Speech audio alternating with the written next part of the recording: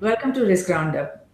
The assets identified as critical infrastructure in cyberspace, geospace, and space, in short CGS, are vital for the survival, success, and sustainability of respective nations as they contribute to its very progress and development.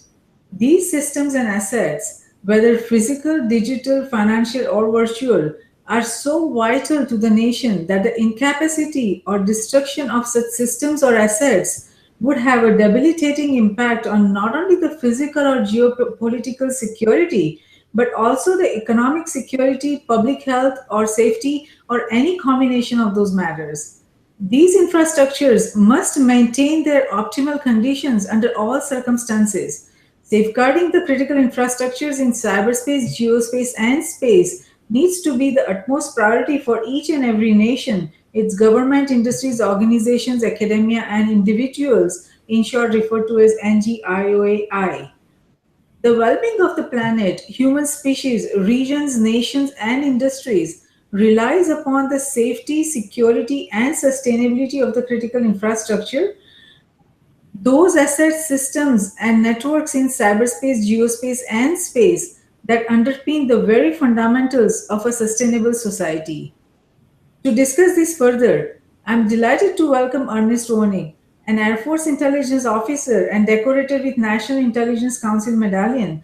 Ernest is now a senior global cybersecurity advisor at AES Corporation, helping shape the much needed dialogue on critical infrastructure and industrial control systems. Welcome, Ernest. We are delighted to have you on Risk Roundup. Thank you, Jayshree. It's a pleasure to be here to speak about such an important topic.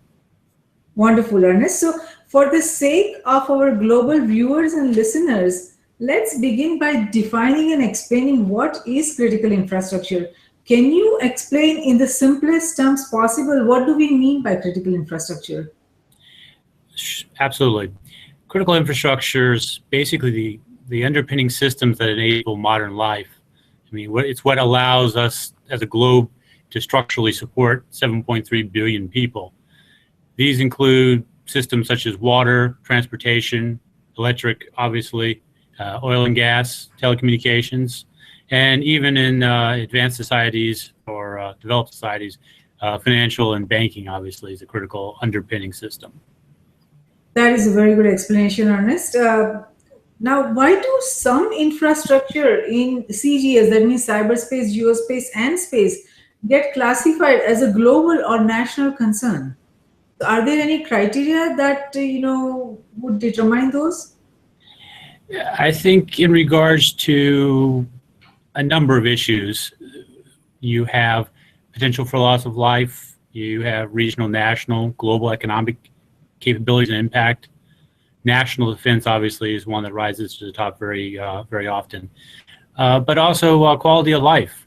Maintaining the integrity of social cohesion and trust is something that's not really thought about, but think about how society existed before the telephone and telegraph. The ability to organize and manage a large country like the US would be very difficult if you didn't have some of these underlying capabilities or infrastructures. Yes, no, that is very true. Now, does the identification of critical infrastructure remain same across nations? Because some nations would think that, okay, these are the different, assets that this country has defined as critical infrastructure. Does that mean that has to be the same for that particular nation? So, what is generally or commonly identified as critical infrastructure for each, respective nation? Well, that's the key term, each nation. It's really dependent upon the nation or the region, how developed and integrated the infrastructure really is. Most people in the West would immediately identify electricity, for example, as a key infrastructure or a key aspect for supporting life in society. If you travel to Africa, Southeast Asia, you generally will hear more about water first, because obviously based on availability and perception, that's what's critical to day-to-day existence. Yes, that's very true. Very, very true, Ernest. Now, the infrastructure that is important to any particular nation's survival has been in existence for a very long time. However, its security risks have come in question only over last few years. Why have these infrastructures suddenly become so vulnerable to security challenges? Information technology. As we've advanced and marched through time, a lot of these infrastructures that we depend upon, take for example electric sector, which is one of my close to my heart. That's a technology that's almost 100 years old, or actually a little over 100 years old, in regards to a structured system from a mechanical standpoint. However, what we've done in the intervening time period is we've layered different technologies, manual, then automated, then digital technology control systems over top, to where we've basically developed these layers, almost like a geographic or geological time frame, or a geological layering, excuse me. And what happens is those layers don't always mesh exactly the same way. So at the intersections, say between the mechanical system and the automated system or the digital system, you have information technology is what we classified the world today, or how we run the world today, is really designed more for ease of use than it is for security, for obvious reasons. The problem is that we are now taking technology, and in order to gain additional efficiencies and effectiveness out of infrastructure, we are layering information technologies, internet protocols, for example, standardized protocols over top of these existing systems, and we're basically making them more vulnerable in the process. Again, it has to do with the fact that IP, the Internet Protocol, which is the basis for most information technology, was designed as an open technology in order to enable it to survive disruptions in systems. But it wasn't. It was designed to survive disruptions in terms of physical loss of nodes, not in terms of a attack within the system itself. Yes, that is very good analysis. And like you say, that so far we have focused only on functionalities, and the attention has not been on, or the focus has not been on the security. Those are the big challenges that we are facing right now.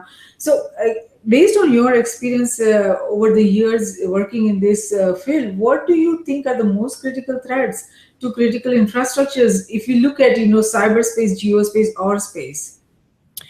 Well, I tend to break it down into three areas, or three types of threats. You have environmental, weather, climate, solar storms, EMP, if you will, type events, solar magnetic storms. Physical, the classic kinetic kill, near and dear to my old days as an Air Force officer.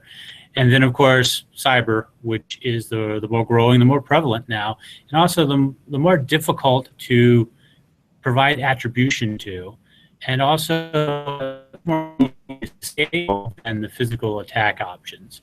So that's why I think we're seeing more and more of this focus on exploitation, excuse me, exploitation and reconnaissance and eventual attacks in the cyber digital world. Yes, no, that is very true. Now, based on your experience right now, because you have been working in this field for so many years, what do you see are the common vulnerabilities of critical infrastructure, irrespective of which nation we are talking about? It doesn't matter whether it's United States or China or India or any other nation. What do you see are the most common security vulnerabilities of critical infrastructure that you see, across nations? Well, I mean, the first one to really take on, if you will, is just the fact of physical size and geographic distribution. For most of these infrastructures, by their own definition, are designed to deliver either demographic area or geographic and demographic environment. So based on that, you have issues in regards to, you can't really protect every node on the system from a physical standpoint.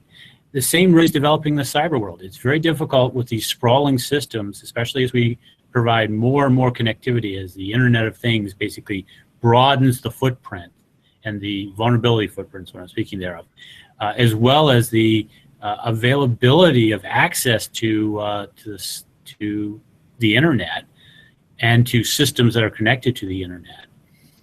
So, from a vulnerability standpoint, there's really the issue of we have increased our dependency, we've increased the vulnerabilities because of the open architecture, and we've increased the threat environment because, ironically, in spreading the Internet to increase communication, increase integration of society, and I think the original thought was it would, it's to make society better, if you will, or make the world a better place. We've also, like a lot of other technologies, developed something that has a second edge, something that can be used in a malicious from a malicious standpoint or a malicious way.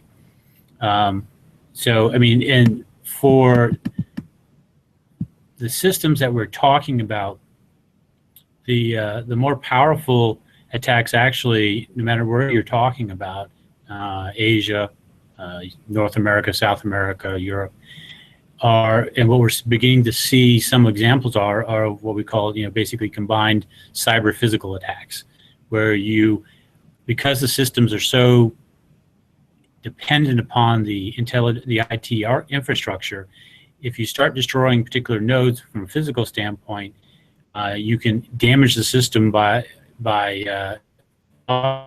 limiting the ability of those nodes to communicate with the larger control environment. So Medcalf was a prime example of this, where you had a physical attack that also contained sort of a cyber element, because in addition to the Medcalf attack in California, for those who are unaware, is an attack on an electrical substation near Silicon Valley. It involved basically shooting up the transformers in the substation, as well as before they did that, the actual physical attack, they cut the communication lines back to the control center. So it was basically the control center was blinded to what was really going on in regards to the attack until a later time. There were secondary controls in place that I don't believe that the attackers knew about. So it was at least able, the control center was at least able to dispatch and get and route around, if you will, so there was no loss of power in the area. But if that had not been the case, you could have had a potential major blackout. Oh. So those issues, like I said, the combination of the physical and the cyber together become very powerful if you know what you're doing, because you can take out critical nodes from a physical standpoint, and you can also, now we're getting to the point where there's at least the capability, although it hasn't been seen in the wild yet, where theoretically you actually, whereas you go from just turning things off, as we saw in the Ukraine a few weeks ago, to, if you know a little bit better what you're doing, you can actually cause physical damage to the equipment and therefore take the asset offline that way. So if you're a smart adversary, a combination of those two, whether you're talking about a nation state or insurgency group or what have, or just those willing to do malicious acts, have major impact if you are able to hit the right nodes at the right time. Oh, that is definitely good information. But let me ask you this, Ernest. You said that the control stations were blacked out.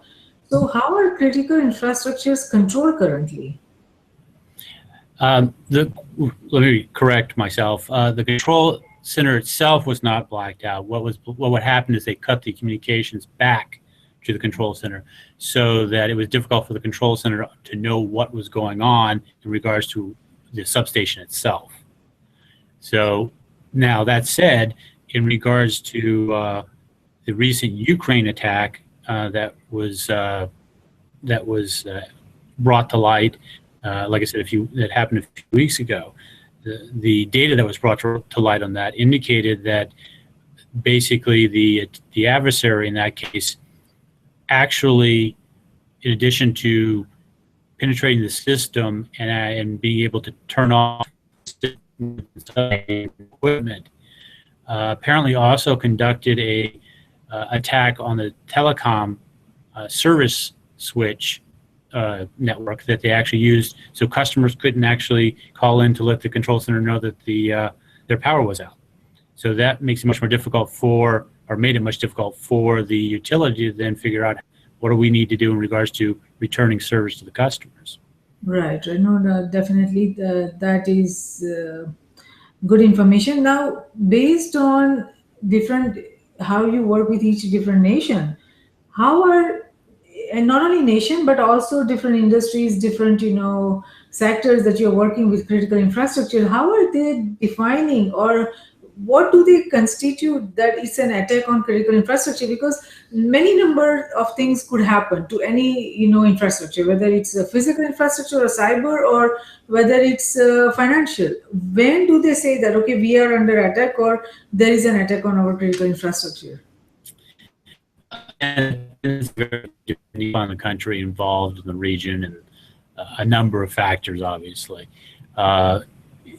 First of all, let's talk a little bit about what constitutes the attack.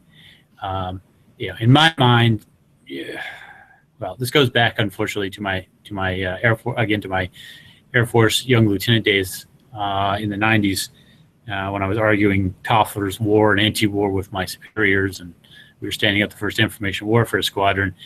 It's not an easy answer to define what is a cyber attack. And the reason for that is it's very difficult to ascribe attribution. In the physical world, there's an attack. Generally, who's attacking you, at least in the classic, Clausewitz war sense. Insurgencies are a different issue, but you have an idea and you can generally attribute attribution fairly quickly. The cyber world is much more difficult to do that for a number of reasons, based on technology, the techniques, and so forth.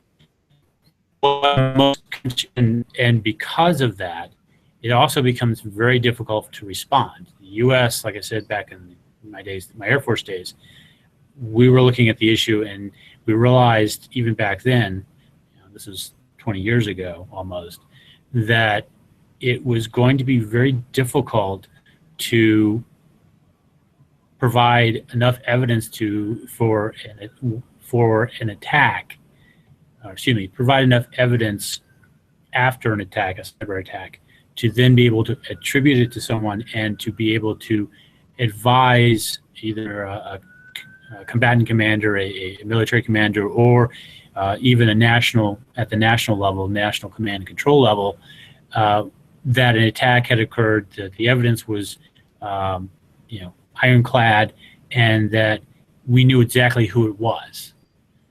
And to be able to say that, and therefore have the possibility of a kinetic response, because what people often forget, you can have a response in regards to a cyber attack on critical infrastructure in the cyber world.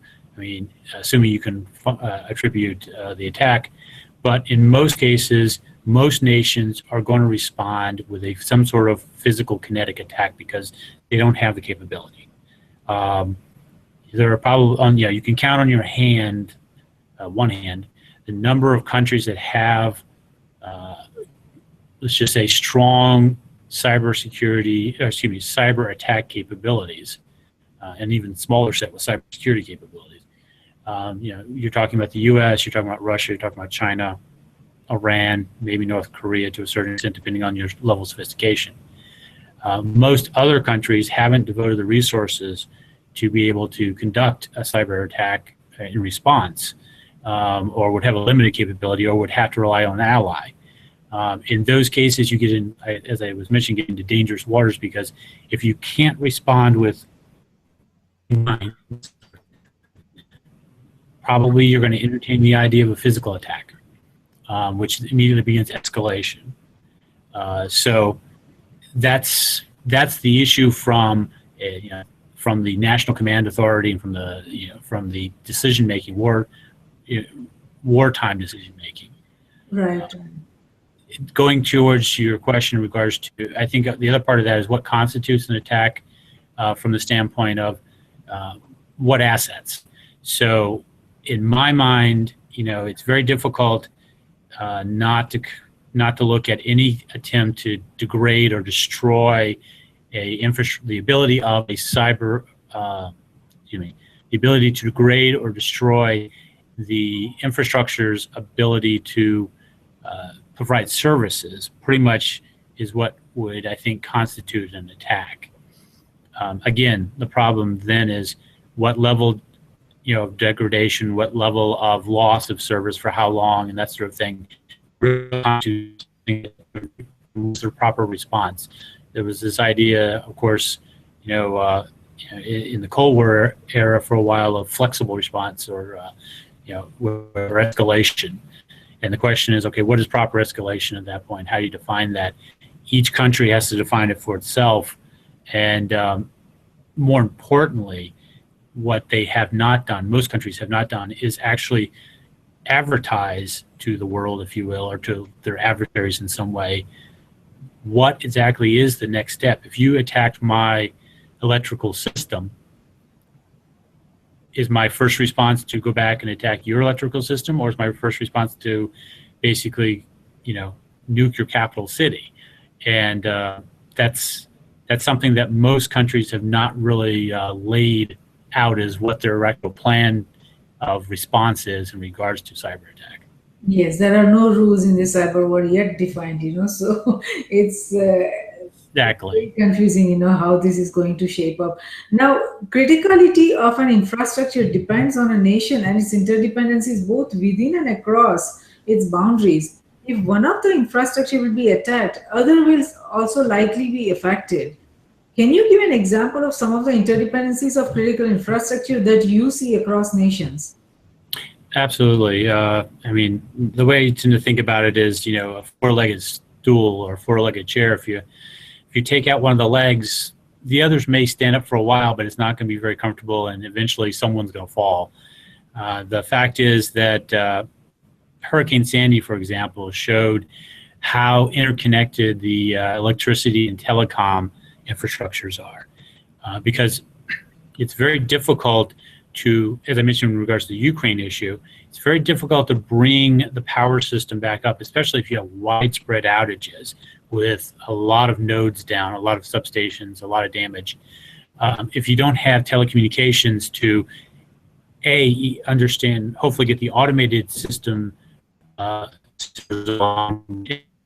what's going on in each of the substations, but also the ability to dispatch crews to repair electric nodes, or to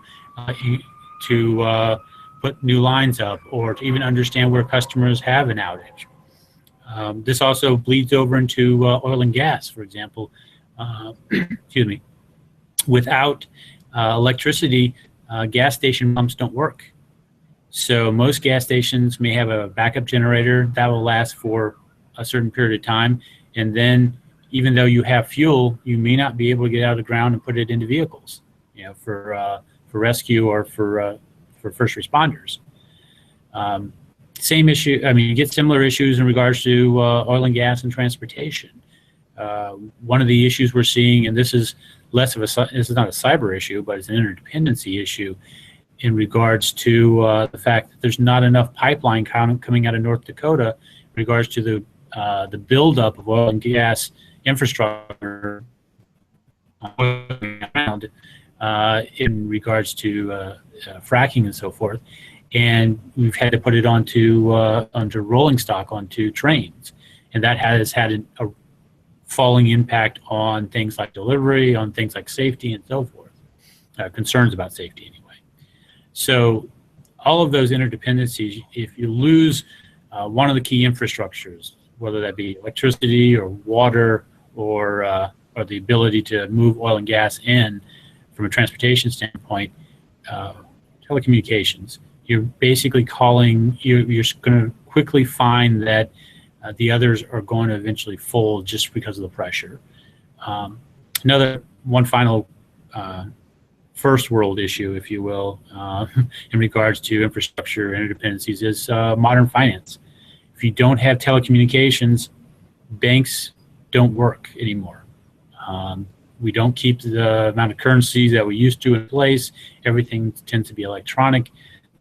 A friend of mine constantly tells a story about the fact that the power and telecom and the phones went out during a storm in Georgetown. He was at dinner with his wife. They were trying to get up, get ready to leave, and no one could charge a credit card.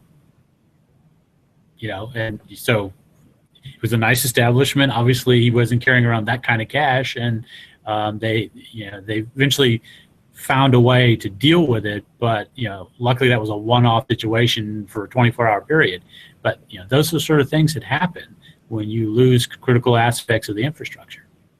Yes, no, that's very, very true. Now, we all know that there are interdependencies are very complex. They are growing every day. The security vulnerabilities are, numerous, and a lot of them we don't even know what they are. And on top of it, the softwares that are being used for the digitalization and for the connectivity, they are themselves not secure. They are not built on the fundamentals of security. So there are very complex challenges. Now, amidst all that, how can nations secure critical infrastructure and ensure its continuity? First and foremost, we need to understand that there's no one-size-fits-all solution to this. One country will have one set of solutions, another will have another. It's all based on principles and concepts, kind of have to be customized according to the nation, its technology base. I mean, there's a difference between, say, Japan and Somalia. Demographics and population distribution also come into play. Major urban centers versus rural. Societal precepts. The argument between the U.S. and Europe right now about privacy and encryption. Those sorts of things come into play as well.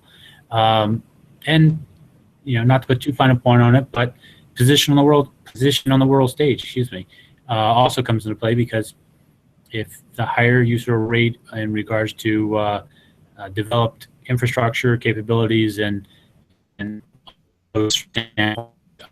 influence, then the bigger target you're going to be from a national standpoint. Some things to consider, though. I mean, specifically, that have to be weighed by the national players.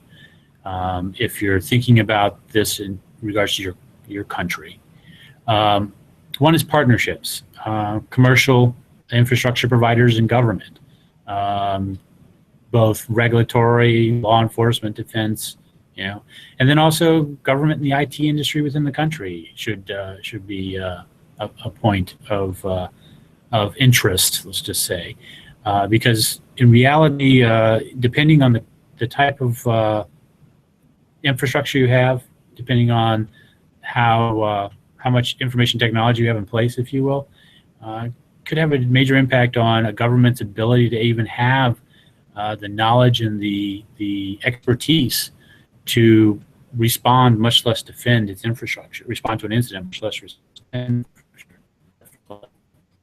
Yes, no, that is very true, Ernest. Now, the critical infrastructure in cyberspace, infrastructure and information that is perceived as an essential part of national security across most nations today, is commonly understood to be an infrastructure or asset in the cyberspace, the incapacitation or destruction of which would have a debilitating impact on the national security and the economic and social welfare of a nation. Like you were just talking about, that without information and communication technology, pretty much most of the things that we are doing in a modern world would collapse. So who is responsible for the security of the critical infrastructure in cyberspace within any nation? Let's talk about United States. Who is responsible? Is because critical infrastructure is not just owned by governments. It is also owned by private corporations. So who is responsible eventually for the security of the critical infrastructure? Well, more. However, in regards to the U.S., for example, because of the way that power is devolved in a federated system, it's even more complex than, say, in a more centralized economy. For the U.S., there's a shared responsibility. Like, as I said, there's the idea of partnerships.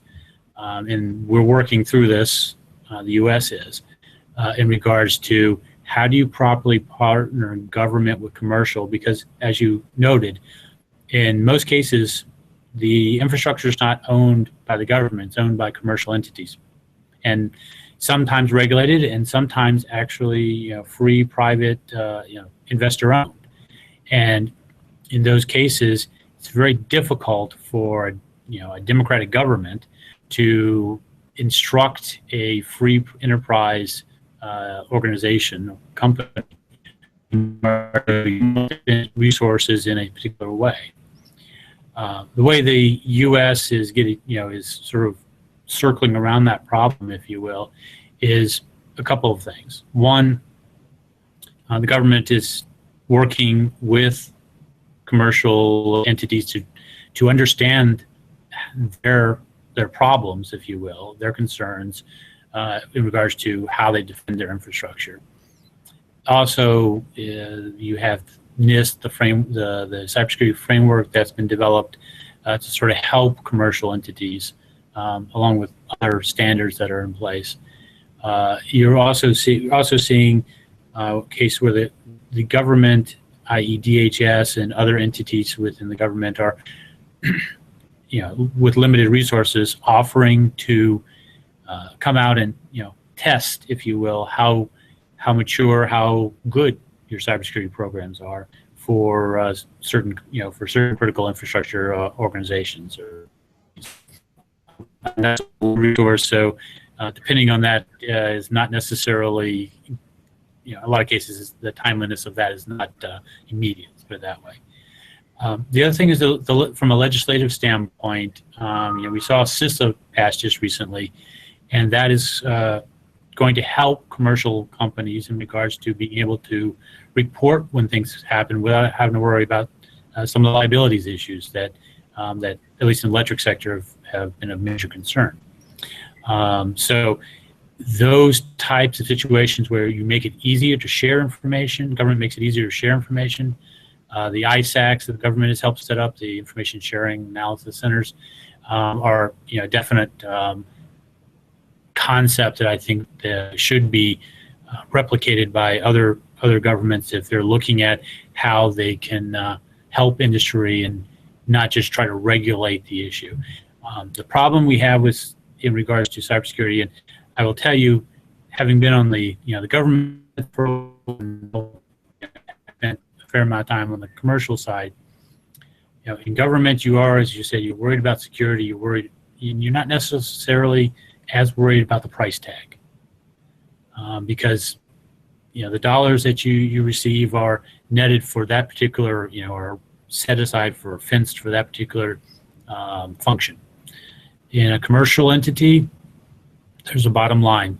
There always is a bottom line, and you want to make sure that you're able to provide your customers, whether it be government or retail or or wholesale or residential customers, the best service and the most secure that you can, understanding that you don't have an infinite amount of resources, an infinite amount of dollars to spend. Especially when you look at the mid-sized and smaller utilities, whether it be water, gas, or electricity in the U.S., it's not the federal government who makes decisions about that.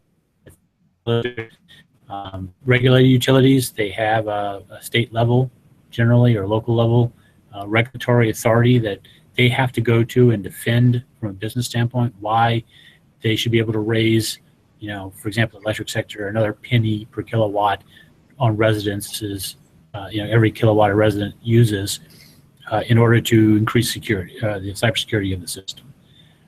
So it happens. I mean, utilities do that, but it is all based on a business decision, a business risk decision. And one thing that I've definitely learned, if you will, in regards to cybersecurity, is that in a commercial sense, you always have to be worried about how the cyber risk works, trades with, impacts the business risk. Yes, very true. Very, very true. Now, each of the assets, whether it's assets in the geospace, that means physical assets, or assets in cyberspace, or assets in space, each will require a very different approach to secure. So, how do we protect the critical infrastructure in cyberspace, geospace, and space? Because in cyberspace, there are a lot of commonalities. It's a contested common space, so everybody is involved in that.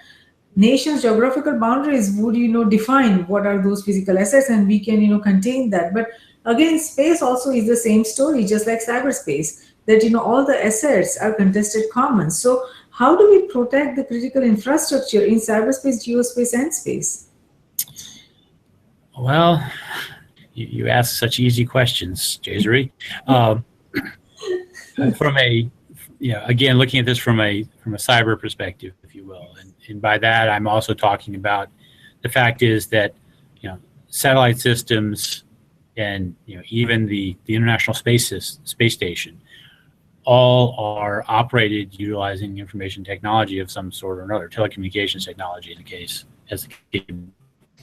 I remember back in my former life when I was head of cybersecurity and assurance for a large consulting organization, consulting company.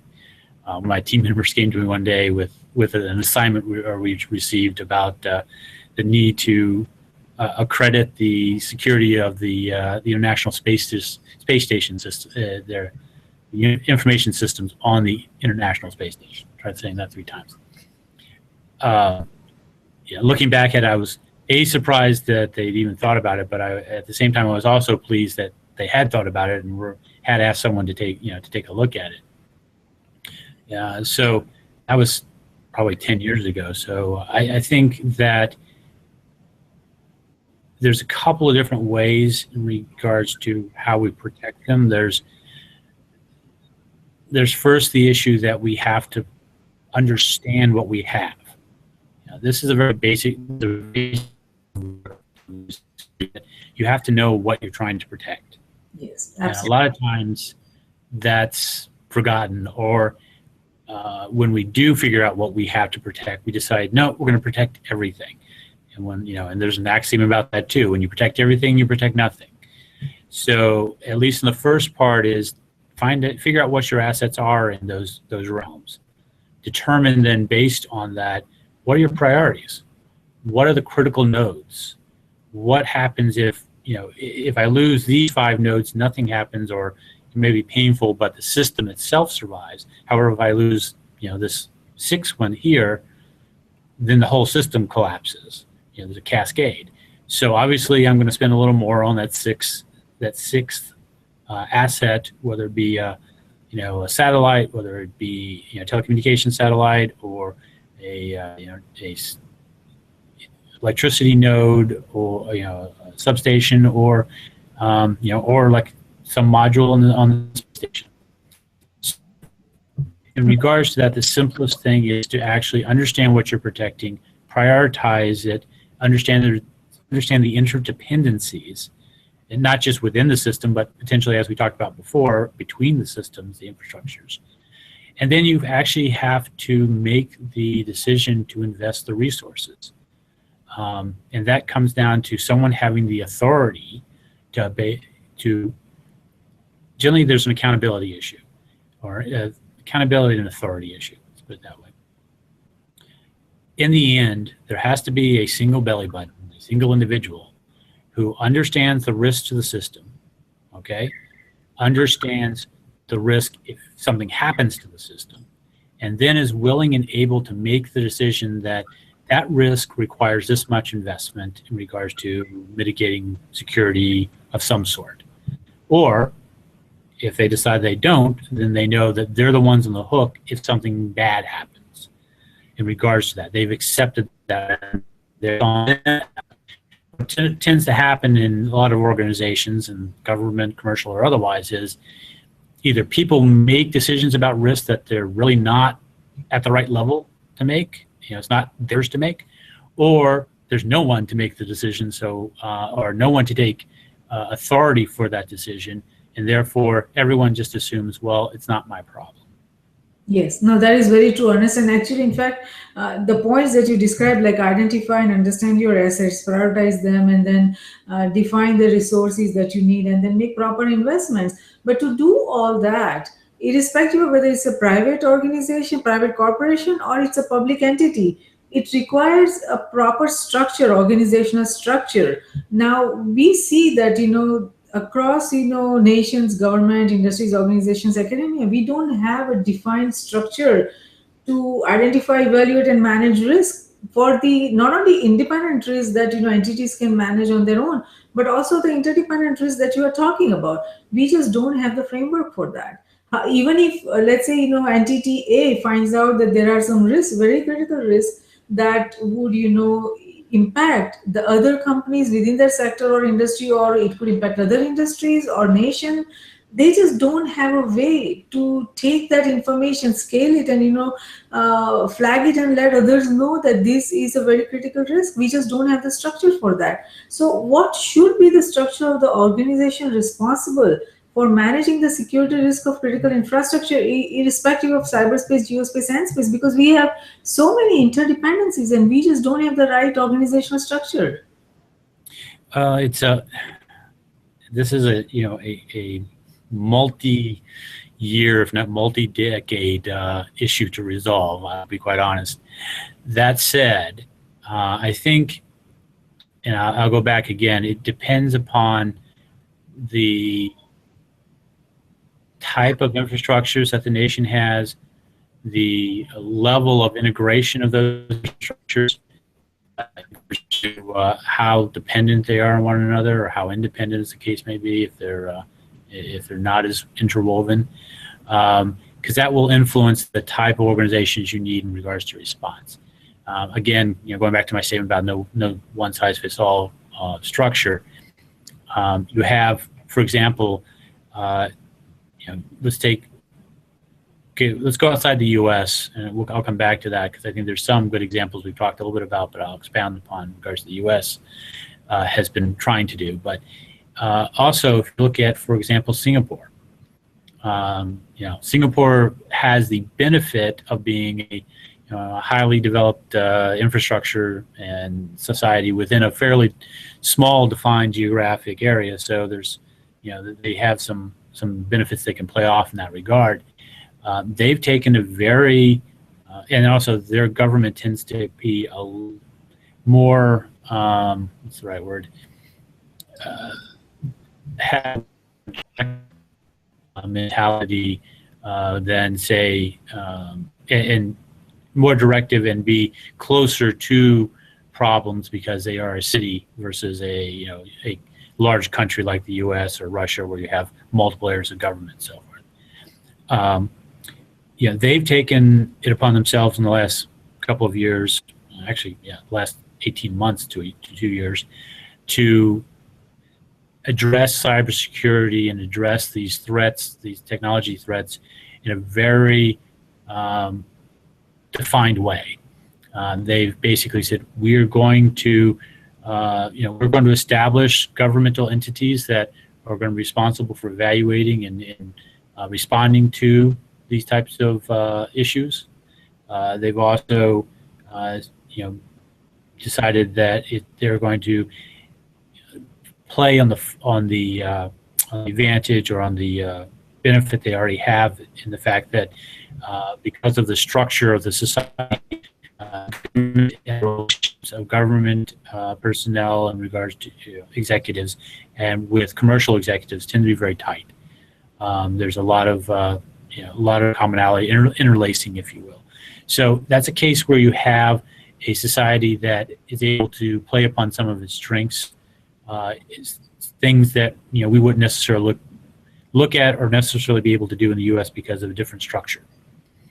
In the U.S., the advantage, I think, from the U.S. perspective is, again, going back to the whole idea of the ISACs and the information sharing and forming communities where we can share information, where if a utility in Utah is suddenly under attack, they can send, they can communicate with the electricity ISAC and communicate what they're seeing, what is the impact, and all of those things, as well as to the energy ISAC. But they also have connectivity to regional authorities and to so there are communication mechanisms, and that's the most critical thing. If you don't have the ability to communicate, to provide notification, to share the information, share what's happening, then you're absolutely right. You wind up with everyone's sort of isolated and trying to fight their own ship. Whereas if you're able to bring that information together, to corral it, one of the impressive aspects of Grid X3 this year was the fact that we have issues in the industry within the grid, but the fact is that the ability to share information, communicate information, was very powerful, and it was very helpful in regards to not just letting other people know what is happening, but also how to respond, how to bring more minds into play, and how to coordinate a response in some cases, if that's in a lot of cases that would be necessary. So the fact is that I think from a nation's perspective, you do have to have some sort of coordinating, someone who will be responsible and will coordinate, whether it be someone under DHS or someone under the energy ministry, or someone under a cabinet position somewhere else. It almost goes back to that statement I made about someone being able to accept the risk. Those people are not necessarily going to accept the risk for every vulnerability inside a commercial, every commercial entity in the country. But what they are going to do is be able to provide the coordination, provide the interlacing, and help provide the response, which goes to kind of, I think, the other part of this, which is, I mentioned Grid X3. I think we should be doing that for every infrastructure. There should be exercises, and they don't have to be grand screens looking like the Starship Enterprise or something. But what they should do is practice how we notify, how are we going to communicate in the event something goes wrong, whether it be the water sector, the electricity sector, the transportation sector. Every country should basically have a plan, if you will, strategy of how they are going to organize in response, and then exercise that. I mean, that's another basic tenet of cybersecurity, and actually security in general, which is have a plan, have a process, and then exercise it to make sure that it's going to work, and practice it until it breaks, and then fix it so that when you get to the real world issue, it doesn't break. Yes, no, you're very true. I mean, you are absolutely right that every nation needs to have a strategy, a plan. So let me ask you this now, because you are an advisor, a senior cybersecurity advisor, and you advise many nations. How do any individual nation define the national strategy for the protection of the critical infrastructure in cyberspace, geospace, and space? How would they define that? That since we started talking, I've been thinking about that, and I'm not sure I have a answer. It is because it's going to depend upon the country. What I would advise a Singapore to do versus what I would advise Somalia or a Brazil are quite different. Again, based on the aspects of the country, the culture, the economic and security issues, and so forth. But I think where you have to start is it goes back to that question we had before. What do you have? What do you have, and what's important? And then based on that, you can decide, okay, what's my priority in regards to what I then need to protect? Once I define what I need to protect, then I need to have a strategy for how am I going to do that. It's not rocket science, so to speak. It is, okay, here's my priorities. Here's what I've got that I know if I lose this, societal impact follows. How are we going to respond to that? And that strategy really is not so much about how do I respond, but how do I marshal the resources to respond. Respond is in the plan, but the strategy really needs to be who and what are we going to be able to marshal in regards to not necessarily protection, although hopefully you are working protection as well, but how you're going to respond. Now, for those that have the resources, the capabilities, and can think about this from a protection standpoint, because you really should, that gets into the issue of not just what do I have that I'm worried about losing, but what do I have that I can actually use to protect or I can leverage. For example, I would honest, I don't think the U.S. leverages Silicon Valley anywhere near as well as it should. And I think that their technical infrastructure or their IT infrastructure and the companies that operate within their borders. I'm not saying that they need to be twisting arms. What I'm saying is, go and ask them. Go talk to the people who actually design these systems. Go talk to the people that are actually thinking up the next great thing in regards to hopefully defense, but also in regards to functionality. Because in regards to the strategy needs to be forward-looking. So you can determine a point in time, this is what we need to do, these are the resources we have, these are the pieces on the board, this is how we're going to play them.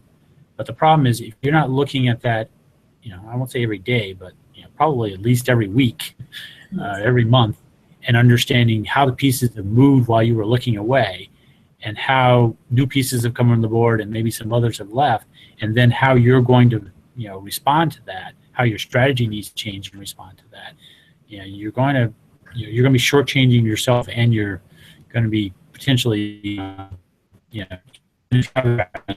not necessarily going to be the strategy you need when you need it. Yes, no, I agree with you on that. But now, each nation, they have some infrastructures that are very critical for their particular nation, which doesn't have interdependencies with other nations. But there are a lot of, assets for which, there are interdependencies. So should the nations define the security strategy independently, even for those assets for which the interdependencies are there, or should they do it collectively with all other nations?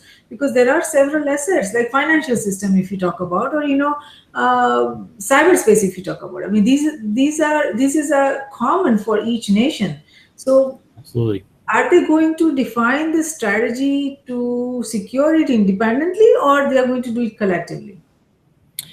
I think you're going to see, I think you are already and will see both. And what I mean by that is basically you're going to have a two-tier system. A case where countries are sort of getting their own houses in order, that they are defining how they are going to protect and defend and respond, marshal their resources. In regards to those assets that they have, those critical assets, critical systems that they have within their boundaries. When you start talking about the interconnections, which is what we're talking about here, whether it be something which is very, transparent and ethereal, banking, or something very substantial and geographically pinned, such as oil and gas, for example. I think what you're going to find then is, once you understand, again, this goes back to the know what you got. Once you identify what you have and how important it is to you, you then need to work on, well, what in regards to looking outside our borders, right? Start looking at the regional issues. We're already seeing that come into play in regards to concerns of like oil and gas infrastructure, for example, because we know that Europe has a huge dependency on Russian gas and other assets coming out of Siberia. One of the things that would be a recommendation for them, obviously, is, and for most cases, if you have a highly focused dependency, you need to figure out how to diversify. If you are not able to come to a common understanding in regards to economic safety and what's the right word? If you're not able to trust that you have conjoined interests, let's put it that way, with the individual country you're with.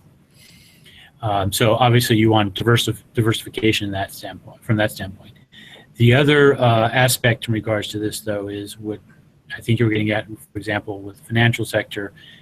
I think we're going to see going forward that you're going to have, once nations have their systems in order, they're going to basically look out and they're going to go, okay, we know if something happens, our system will survive, up to this level. We have this level of confidence, this level of trust.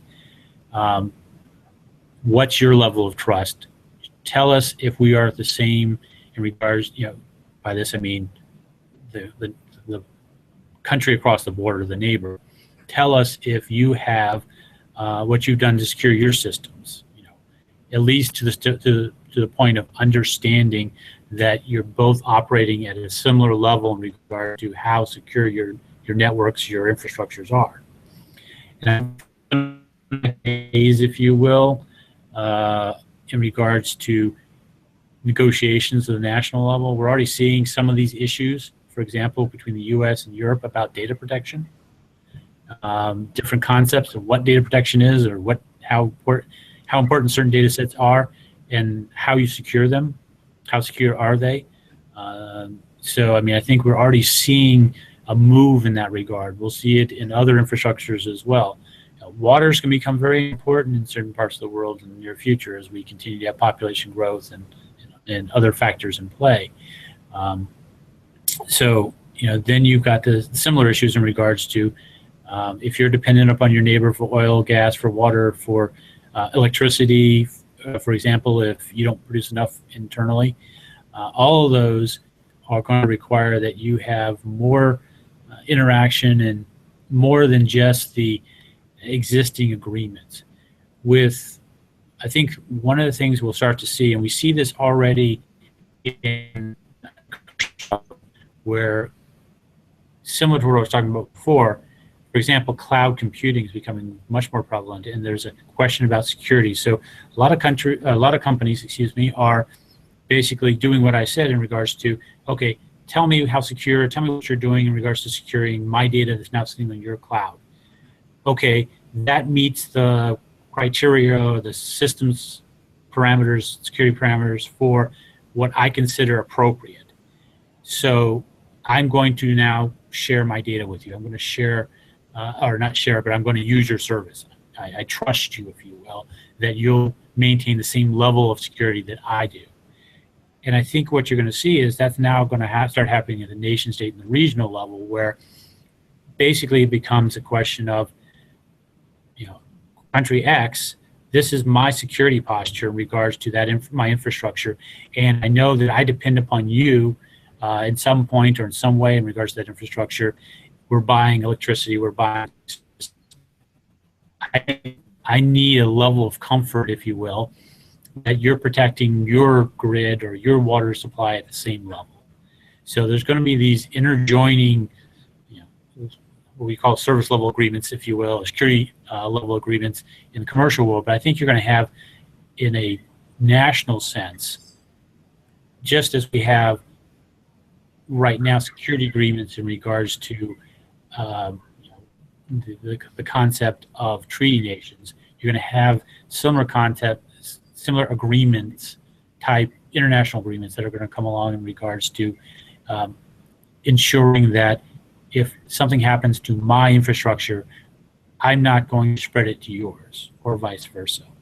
Right, right. No, that is certainly good information, Ernest. Now, you said that, depending on what their nation's requirements are, each nation needs to define things from their perspective, from their priorities, from their criticality of the infrastructure. So how do nations define that this infrastructure is critical for us and these would be defined as now critical infrastructure? Is there a structured process which they go through to identify, understand, and define that this is our critical infrastructure?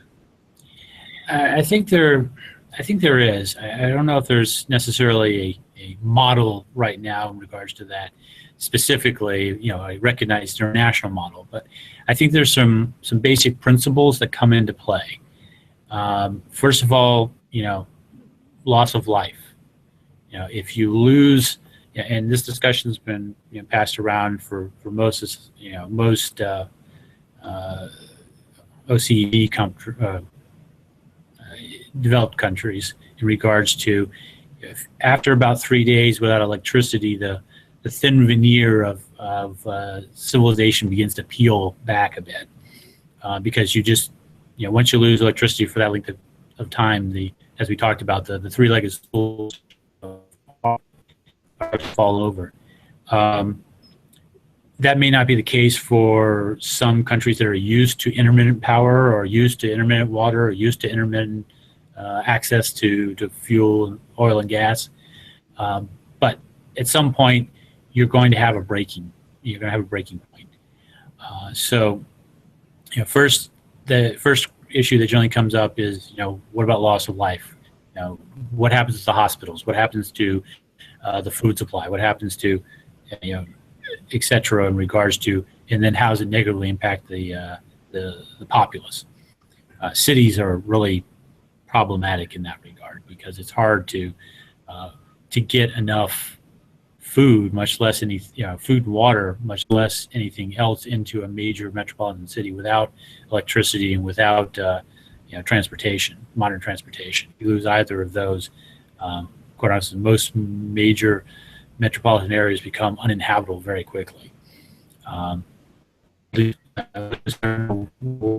Facilities like, for example, our office, the windows don't open. So, this building, if you have to operate in a non-electrical environment, very quickly becomes either too hot or too cold, and therefore unusable. So once you deal with the question of health and safety of the populace, then you've got the issue of at what point do you start having major economic impact? Sandy, for example, and at what point what is your break point in regards to the economic impact? Is it $100 million, $1 billion, $10 billion? That comes into play. And then I mentioned earlier that whole idea about societal cohesion. You have to understand, and as a nation, you've got to be honest with yourself. You're going to have first responders. You're going to have emergency response. You're going to have those trying to pick up the pieces. Society becomes very unpleasant very quickly. People become desperate. So without power, if you're not providing at least some degree of services, by alternate means, U.S. National Guard or in other countries, generally the Army or so forth, you're going to quickly find that social disorder takes hold, and even your first responders or your those trying to bring power back on, or those trying to bring the telephones back up, are not going to be safe in the street. Yes. So at that point, you have to factor that in as well.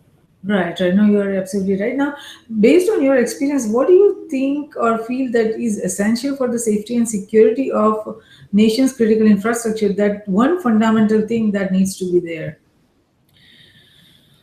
One thing. Well, I think it goes back to what we talked about. You have to have a plan that has been exercised in proper. And you're going to have to respond one way or another. That's the only way to deal with this. And like I mentioned before, it's a matter of, okay, how long do we think societally we can manage without, and how quickly do we think we can bring things back up to equivalent standards, or at least some sort of degraded ability to operate, if you will. Right. that's going to be critical. You're going to have to understand that balance, and you have to operate against that. Right, right. No, I understand your point. Now, how at this point, how are nations identifying and evaluating the vulnerability of their infrastructure? Do they have effective tools and technologies and processes to do that?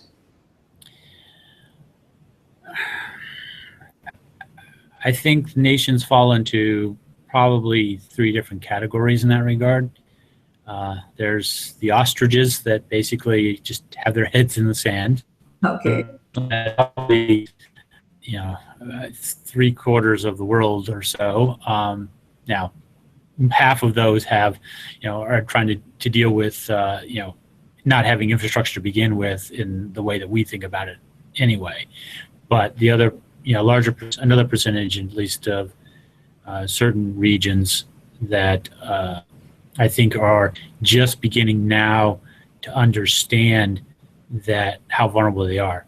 I think the Ukraine utility attack is going, I think it's going to reverberate. I think that's a major wake-up call, to be quite honest, for Europe. I briefed in Europe a few years ago, and they were very polite and they were understanding, but they also basically, a fair percentage of the individuals in the room basically said, well, we're not the U.S., so we don't have to work, basically, we don't have to worry about it. And I think that a lot of those individuals woke up a few weeks ago and had an epiphany, let's put it that way, after the news had in Ukraine. Now, that said, the fact is that there are some, I think that, like I said, are either beginning to wake up or have been working on this issue, and they are there are tools that can be been used. The U.S. has worked on that. NIST has developed some things from commercial entities and commercial and also I believe national agencies would be able to use and leverage in regards to risk management. There's a number of, I think you can pretty much pay any of the big 5 consulting firms, and they'll be happy to come out and develop a strategy and do a risk model for you in regards to your infrastructure.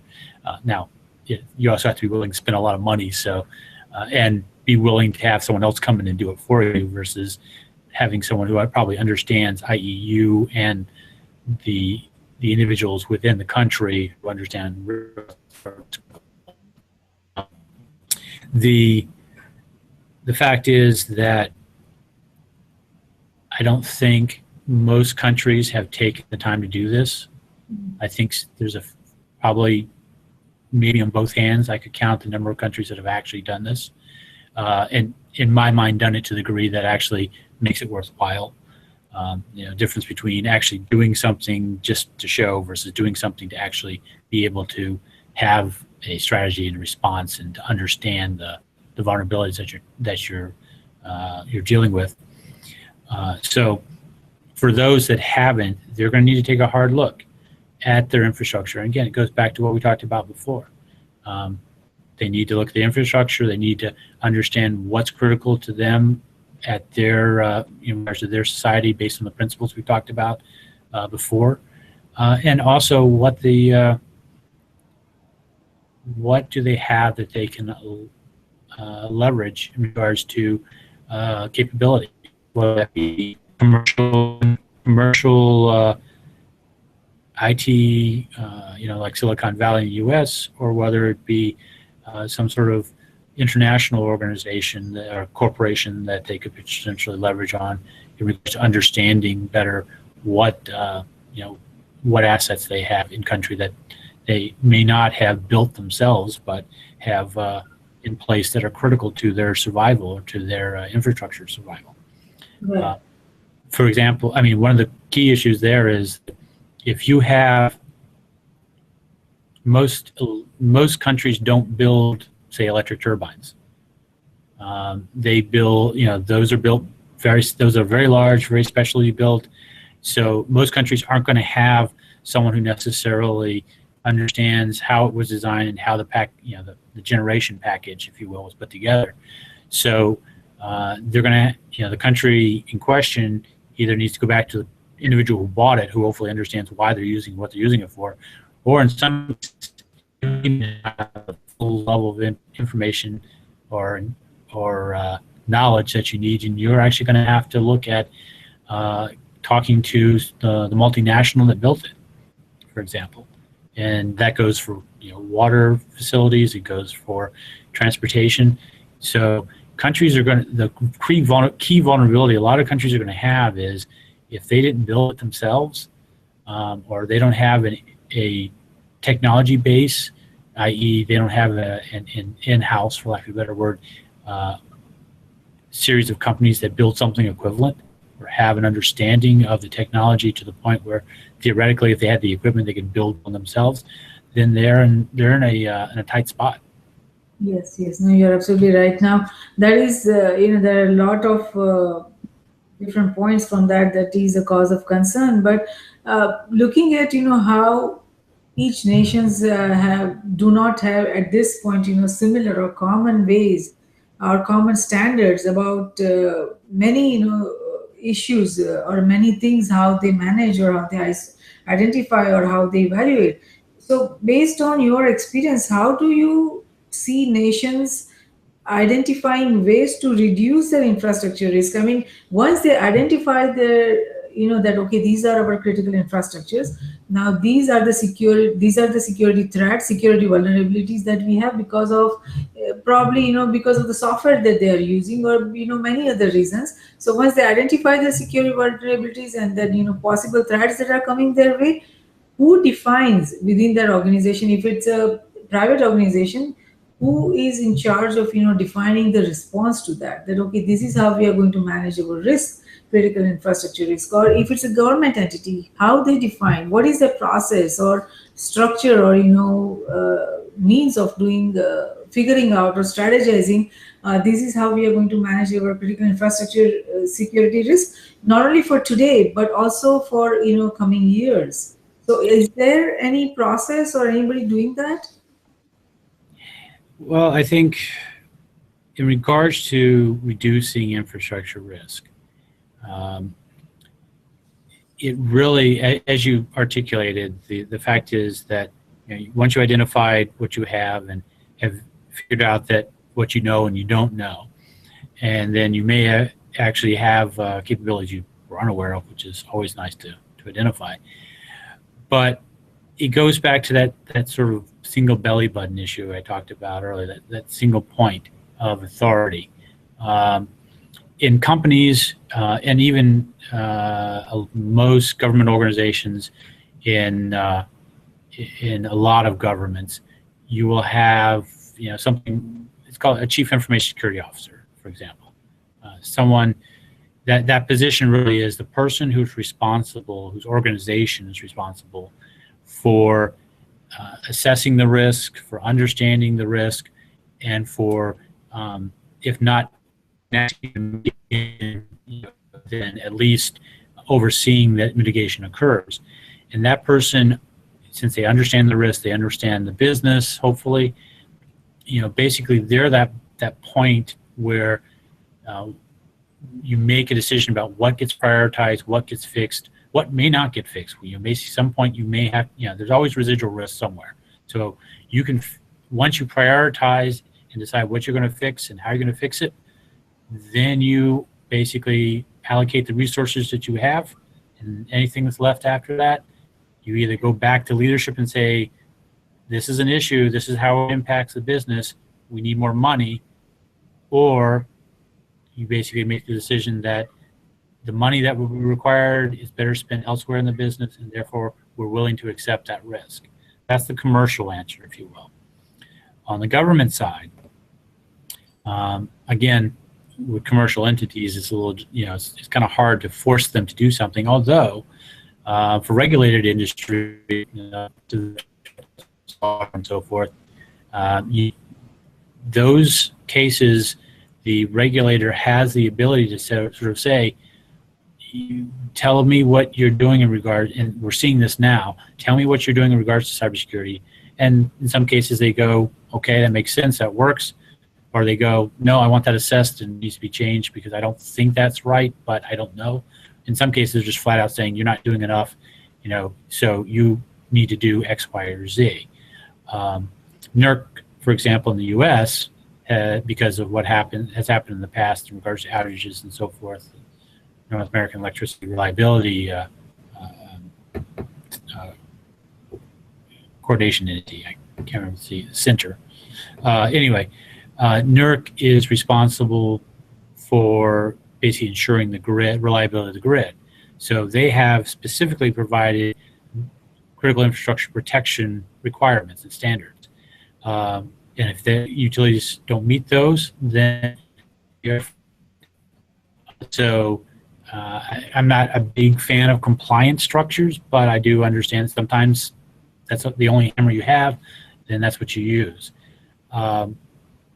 Governments, I think, like I said, I'm not advocating that every government should have a compliance structure, but every government, national, state, whatever, at the right level for that nation, maybe multiple levels as in the U.S. you may occur, has to have someone or an entity that's looking at the problem and is willing to take responsibility for it, is able, like the ISACs, to share, is able, like DHS and Department of Energy, for example, to provide some resources and say, well, we understand that that doesn't make sense from a commercial standpoint, whatever that mitigation may be, but that risk is a national level risk, and because of that, we are going to pony up a little bit of money, or we're going to provide some assistance, something along those lines.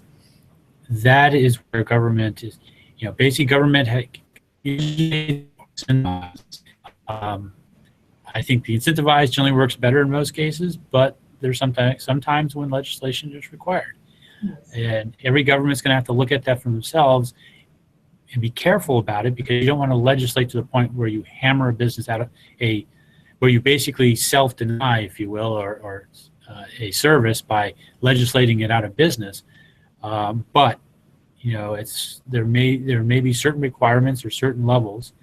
In the U.S., like I said, the U.S. has taken the viewpoint that we're not going to legislate specific, at least at this point, we're not going to legislate specific security level requirements or specific security controls for each of our infrastructure. But there is a requirement, not a requirement, there's an encouragement to assess risk and to work at how mitigating it in regards to what makes sense for the business. And then also, like I said, I think the other part that comes where does have influence and should continue to have influence is for those cases where you're a major customer, just like every other customer, service level agreements. And basically, if you're an air base or you're an Army base and electrical power is critical to your ability to operate in whatever timely fashion, you're going to have to pay a little extra potentially for it, but you basically stipulate, I need this level of certainty in regards to power and that I am a priority when something happens. And that is something that we've written into contractual agreements and is actually enforceable without necessarily having to put the entire industry into a legislative stranglehold.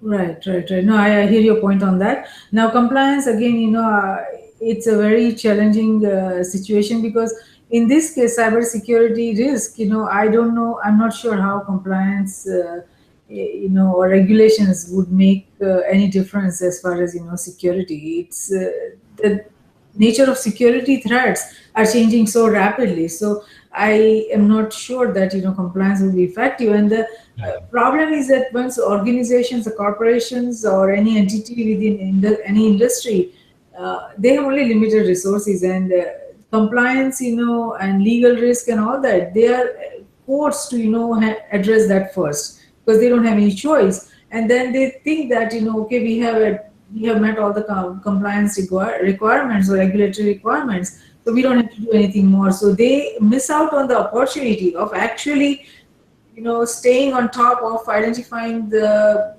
cybersecurity risks that are coming their way. So that is a real challenge. But there is one growing concern that I was thinking about, that about the power grid equipment, is that since the power grid equipment supports just about every critical service water, oil and gas systems, manufacturing, telecommunications, transportation, and banking.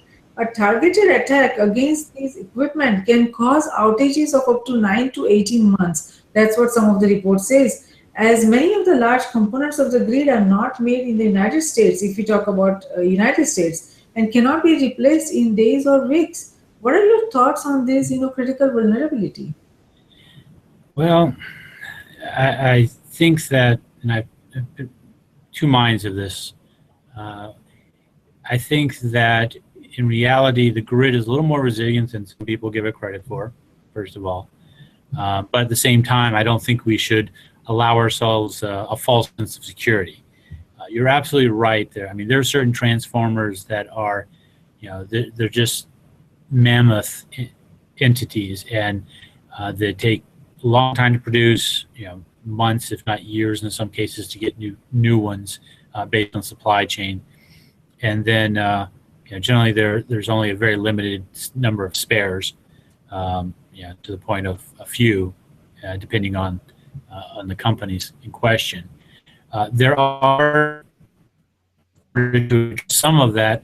What has happened is that the U.S. in the U.S. case, and I think in a few other countries as well, having either required or encouraged utilities and generation companies to develop plans to sort of share assets in the event of a cyber attack. So if you have a massive attack and where you lose, let's just say, a limited number of key nodes, transformers, that you are able to, basically make a decision within the group that company X needs that transformer more than company Y at this point, and that there's an ability to move some of those assets around a little bit.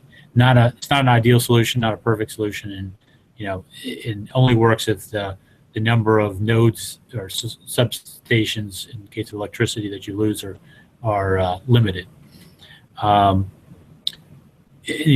the standpoint of actually on the system. That's a different issue in regards to just having something that prevents the system from a software standpoint, prevents the system from operating. Excuse me. So I think that, like I said, I tend to be somewhat down the middle of the road. I believe that from a capability standpoint, it would be very difficult for anyone outside of one of those handful of nation state actors we talked about earlier having the ability to really cause the type of damage we're talking about, where we would, basically you couldn't have enough transformers in place or enough assets in place to at least deal with the critical aspects of capabilities of the grid, the critical nodes, if you will. Now, that said, adversaries are gaining capability every day. The capabilities of, quite honestly, the capabilities of a script kiddie today are well above what what most when I was an Air Force officer. So, we're seeing this capability where this case where the destructiveness, if you will, of asset or destructiveness of capability is moving down chain in regards to the threat actors. So from that perspective, what I say today may not be true tomorrow, or at least in a few years. When it comes to nation states, I'll be quite honest. There is probably, at least when it comes to the major players we talked about, the handful of countries with capabilities that are fairly significant and sophisticated, there's no company in the world that is going to basically be able to stand up to a coordinated nation-state attack by itself, or probably even in a group in that regard. This is where the intervention of the government, the coordination, the capabilities from a national standpoint have to be focused. And if that's the case where I think you do see the need for, as we talked about earlier, that coordination, that better ability to leverage assets, and having someone, in this case, like I said, probably at a national agency level, who would be responsible for, doing air traffic control, if you will, and differentiating between this priority versus that priority, and sort of saying, no, no, no, I'm sorry, but we need that substation transformer here, not there. And then also, what a lot of people don't realize and don't think about, just as a final thought on that issue. At some point, just like every military engagement, when you have a cyber attack, you're going to have to make a decision about, when do I segment the grid? When do I basically say I'm going to lose a finger in order to save a nation? And that's very hard to do. It's not something that is easy from, whether you're a commercial entity or a government entity. But at some point, there has to be some decisions to be made that we're going to segment the grid. So in order to have some operate while others may not, we're going to do this, and we may have to prioritize certain areas over others, either because we need to have power in the cities versus maybe in some of the rural areas, because people have a better ability to operate without constant power in some cases in a less urban environment. Or the case, reality may be, we have to be able to, and I'm thinking, I'm using the U.S. as an example, but this goes the same for any country. Or we have to be able to generate military capability, i.e. get aircraft off the ground or military personnel into transport planes and deployed somewhere. And that means that there's going to be a priority for the next base. So, and every country has to come to sort of those decisions in the end from their own security standpoint. Sorry about that.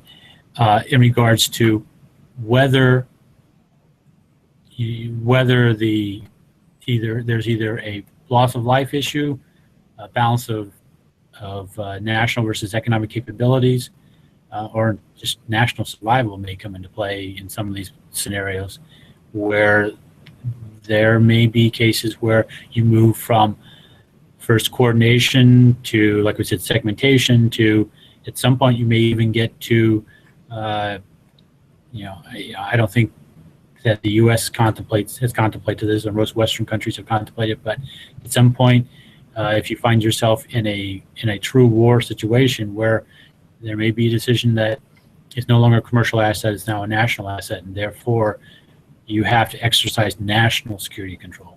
Yes, you're absolutely right. Now, Ernest, this is based on years of your service to this industry and what you have done with the critical infrastructure.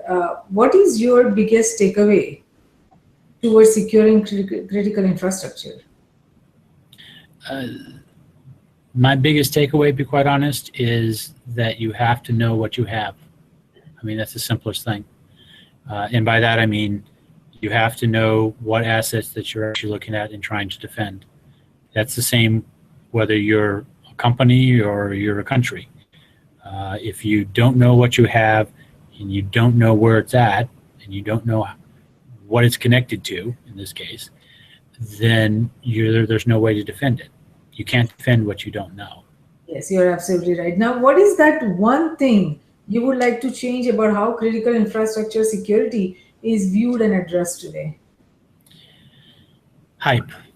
I think sometimes we, and sometimes I think we tend to either hype the threat a little more than what it is, or just looking at the sort of the sky is falling mentality, if you will, that has been very prevalent. Which the problem with that is that eventually, if the sky doesn't fall, you desensitize your audience, and then when the sky does fall, they're all looking around and going, "But you told us this would happen, then it didn't happen. Now it's happening." So I think from that regard, we have to be careful. We run the risk, and I talked about trust before. We run the risk of not being perceived as trustworthy stewards of our businesses or of our agencies or of our countries if we don't walk the fine line between the sun or sunshine and marigolds.